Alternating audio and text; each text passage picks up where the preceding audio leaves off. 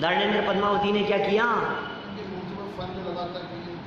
धर्मेंद्र ने उठा लिया उनको और पद्मावती ने फन फैला लिया ऊपर से, उपसर्ग हो रहा है रक्षा करने के लिए। क्या मुनि अवस्था में था, भगवान बनने के बाद तो कुछ हुआ ही नहीं था, केवल ज्ञान हो जाने के बाद तो उपसर्ग भी नहीं हो सकता है, अरहंत बन जाने के बाद तो उपसर्ग भी नहीं हो सकता है, तो उपसर्ग दूर करने की बात कैसे होगी। मुनि अवस्था में उपसर्ग हुआ था और उपसर्ग को दूर करने के लिए धर्मेंद्र और पद्मावती भी आए थे, लेकिन वे नहीं आते तो बेचारे पार्श्वनाथ का क्या होता, इस धोखे में मत रहना। क्या क्या ये स्वयं सुरक्षित थे। आपको ऐसा लगने लगे कि वे उनकी रक्षा करने के लिए आए थे, लोग तो ये समझते हैं उनकी रक्षा के लिए आए थे तो मेरी रक्षा के लिए भी आ जाएंगे। क्यों भैया, तूने क्या भला किया था उनका जो तेरी रक्षा के लिए आएंगे? कुछ नहीं है। और लोग तो ये समझ करके ही धर्मेंद्र पद्मावती की पूजन करने लगते हैं। मुझे बतलाओ, पार्श्वनाथ स्वामी ने धर्मेंद्र पद्मावती की पूजन की थी क्या? उनको हाथ जोड़े थे क्या?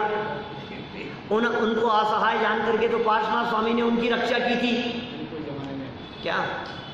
और उपकारी का प्रत्युपकार जानकर ये तो रक्षा करने के विकल्प से आए थे। घटना सत्य हो सकती है, लेकिन इस घटना के आधार पर अपने मिथ्यात्व का पोषण मत करना।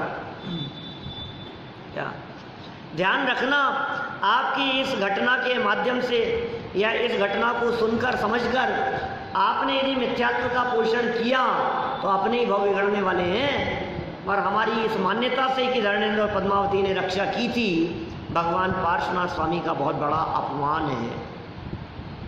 क्या माने आपके इस वाक्य से ही ऐसा झलक रहा है कि आप पार्श्वनाथ स्वामी को कमजोर समझ रहे हैं,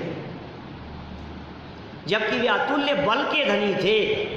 अरे वो तो अपनी साधना में मग्न थे, ऐसा बल था, जन्म से ही ऐसा बल होता है तीर्थंकर बनने वाले जीवों में, जन्म से ही ऐसा बल होता है कि वे वश में कर ले किसी को भी। क्या 1008 कलशों से अभिषेक होता है जन्मते हुए बालक का। अभी तो वे युवा थे, मुनि अवस्था में थे, कौन उनका क्या बिगाड़ सकता है? उनका तो कुछ बिगड़ना ही नहीं है, लेकिन फिर भी रक्षा का भाव आया था। इस बात का उल्लेख भी यहाँ किया, वो भी पार्श्वनाथ स्वामी के जीवन चरित्र को जानते समय हमारे उपयोग में बात रहनी चाहिए।